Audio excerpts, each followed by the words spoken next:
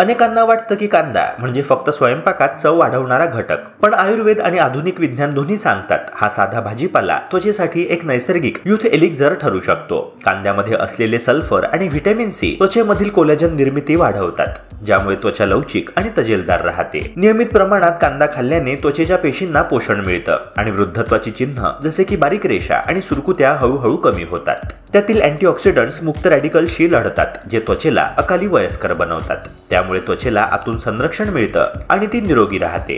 कांद्याच्या सेवनामुळे रक्ताभिसरण सुधारतं, ज्यामुळे त्वचेला अधिक ऑक्सिजन आणि पोषण मिळतं आणि चेहऱ्यावर नैसर्गिक गुलाबी चमक दिसू लागते। तथापि कांदा खाल्ल्याने सुरकुत्या नाहीशा होत नाही। हा एक पूरक घटक आहे, जादुई उपाय नाही। त्वचेचं आरोग्य टिकवण्यासाठी नियमित झोप, पुरेसं पाणी, स्वच्छता आणि संतुलित आहार यांची साथ आवश्यक आहे। प्रदूषण, ताण, अपुरी झोप आणि खराब आहार ह्या गोष्टी त्वचेचं नैसर्गिक सौंदर्य कमी करतात। म्हणून कांद्याचा समावेश करताना जीवनशैलीतही सुधारणा करणं तितकंच महत्त्वाचं आहे। नैसर्गिक उपाय जसे की आवळा, हळद आणि मध यांच्यासोबत कांद्याचा वापर केला तर त्वचा आतून पोषित होते आणि बाहेरून तरुणपणाचा तजेला टिकतो। म्हणून पुढच्या वेळी जेवणामध्ये कांदा घालताना लक्षात ठेवा की तो केवळ चवीसाठी नाही तर तुमच्या त्वचेच्या सौंदर्यासाठी देखील तो काम करत आहे।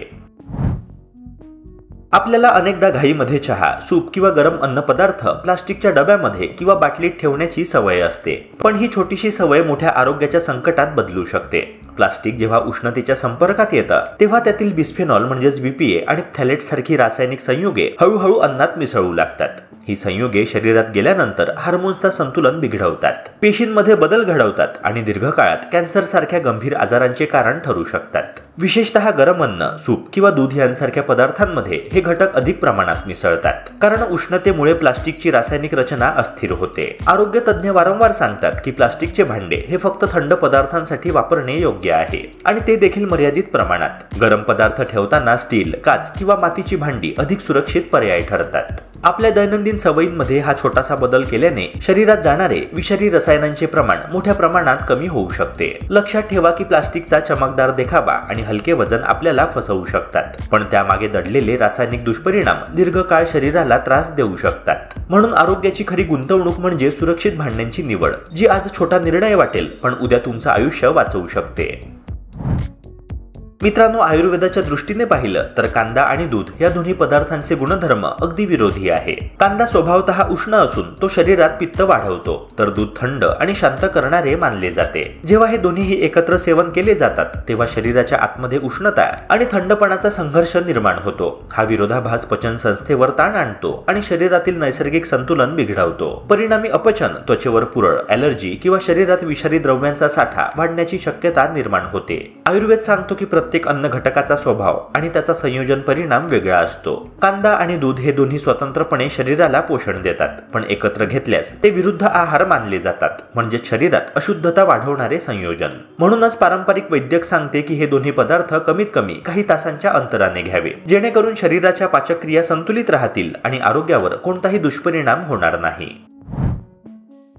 काळा मनुका म्हणजे निसर्गाने दिलेलं एक असं साधं पण अत्यंत प्रभावी औषध आहे, ज्यामध्ये सौंदर्य आणि आरोग्य दोन्ही टिकवून ठेवण्याची क्षमता आहे। विशेषतः केस गळतीवर नियंत्रण ठेवण्यासाठी त्यांचा उपयोग अत्यंत लाभदायक ठरतो। लोहाच्या कमतरतेमुळे केसांना पुरेसं पोषण मिळत नाही, ज्यामुळे ते कमजोर होऊन गळू लागतात। काळ्या मनुक्यांमध्ये भरपूर प्रमाणात लोह असल्याने ते केसांच्या मुळांना बळकटी देतात आणि नवीन केसांची वाढ प्रोत्साहित करतात। त्याचबरोबर व्हिटॅमिन ई आणि सेलेनियम सारखे पोषक घटक केसांची रचना सुधारतात, टाळूला रक्तपुरवठा वाढवतात आणि केसांना नैसर्गिक चमक देतात। नियमितपणे काळ्या मनुक्यांचे सेवन केल्याने केवळ केसगळती कमी होत नाही, तर केस मऊ, लवचिक आणि तजेलदार होतात। पचन संस्था सुधारण्यातही काळ्या मनुक्यांची भूमिका तितकीच महत्त्वाची आहे। त्यामध्ये असलेले नैसर्गिक फायबर आतड्यांचं आरोग्य सुधारतात आणि पचनक्रिया सुरळीत ठेवतात। नियमित सेवनाने शरीरातील विषारी द्रव्ये बाहेर टाकण्यास मदत होते, ज्यामुळे त्वचा आणि केस दोन्ही अधिक निरोगी राहतात। आयुर्वेदात मनुक्यांना नैसर्गिक क्लिन्झर मानलं जातं, कारण ते शरीराला शुद्ध करतात आणि ऊर्जा टिकवून ठेवतात। सकाळी भिजवलेला मनुका खाल्ल्याने आतड्यांचं कार्य सुधारतं, शरीर हलकं वाटतं आणि चेहऱ्यावर ताजेपणा येतो।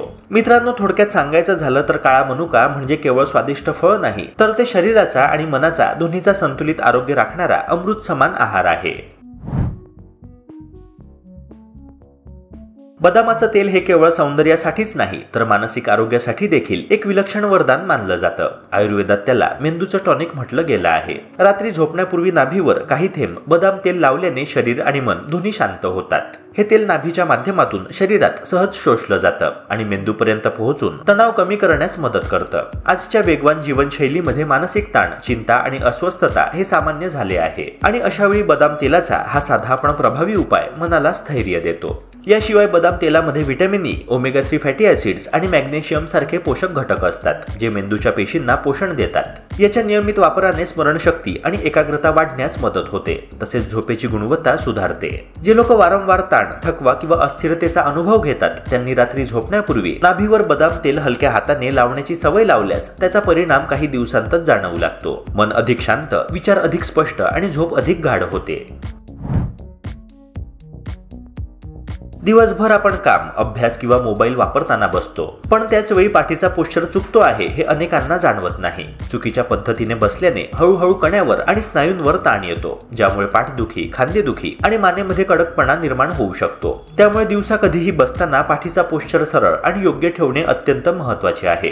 पाठीला खुर्चीचा पूर्ण आधार मिळेल, दोन्ही पाय जमिनीवर व्यवस्थित टेकतील आणि खांदे सैल राहतील अशी बसण्याची पद्धत आरोग्यासाठी आदर्श मानली जाते. योग्य पोश्चरमुळे केवळ पाठदुखी टळत नाही, तर शरीरातील रक्ताभिसरण देखील सुधारते आणि श्वसन अधिक सहज होते. दिवसातून काही वेळा स्वतःचा पोश्चर तपासणे, आवश्यक असल्यास उभे राहून थोडे चालणे किंवा स्ट्रेचिंग करणे या साध्या सवयी दीर्घकाळामध्ये मोठा फरक घडवतात. लक्षात ठेवा की पाठीचा कणा हा शरीराचा आधारस्तंभ आहे. त्याची योग्य काळजी घेतली तर फक्त दुखणेच नाही, तर संपूर्ण शरीराचा ताण कमी होतो आणि कामाची कार्यक्षमता वाढते. दूध हे आपल्या शरीरासाठी अत्यंत पौष्टिक अन्न आहे, पण त्याच वेळी काही गोष्टींसोबत ते घेतल्याने तेच दूध आरोग्यासाठी अपायकारक ठरू शकतं. विशेषतः दुधासोबत आंबट पदार्थ किंवा लिंबू घेतल्यास पचन संस्थेवर त्याचा वाईट परिणाम होतो. दुधातील प्रथिने आणि आंबट गोष्टींतील आम्ल एकत्र आल्यावर ते पोटात जाऊन दुधाचं घट्ट रूप घेतात, ज्यामुळे पचन प्रक्रिया विस्कळीत होते. त्यामुळे पोटामध्ये जळजळ, गॅस आणि ऍसिडिटी सारखे त्रास निर्माण होतात. काही वेळा पोट फुगणे, मळमळ किंवा अपचन सुद्धा जाणवू शकतं. त्यामुळे जर दूध प्यायचं असेल तर त्याआधी किंवा नंतर किमान अर्धा तास कोणताही आंबट पदार्थ खाऊ नये. यामुळे पचन सुधारतं आणि शरीराला दुधातील पोषक घटक पूर्णपणे मिळतात. योग्य अन्न संयोग पाळला तर छोट्या सवयींनी सुद्धा मोठ्या आरोग्य समस्या टाळता येतात.